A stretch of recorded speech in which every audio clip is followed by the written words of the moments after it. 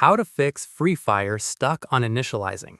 This tutorial shows you how to resolve initialization errors and get Free Fire loading properly on your Android device.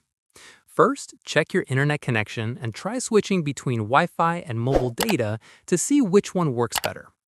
After that, press and hold the power button until the power menu appears and tap Restart to reboot your device.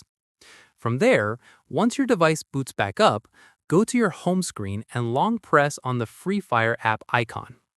At this point, tap on App Info to open the app settings page. In the next step, tap on Storage to open the storage details.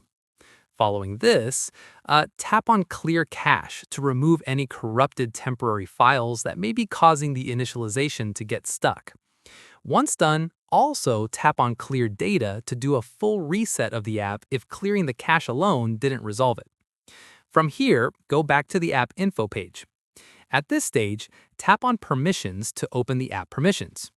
After this, go through each permission one by one and make sure everything is set to allow, especially storage and network access. Once completed, go back to the main settings page. From there, tap on General Management. Following this, tap on Reset.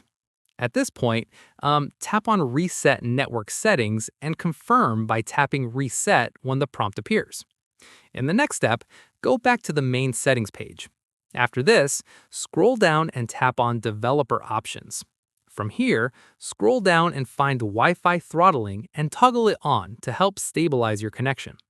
Finally, press and hold the power button until the power menu appears, tap Restart, and once your device boots back up, open Free Fire to check if the initialization issue has been resolved. And that's it. If this guide helped you fix Free Fire getting stuck on initializing, give it a like, subscribe for more gaming tutorials, and tap the bell icon for updates. See you in the next one.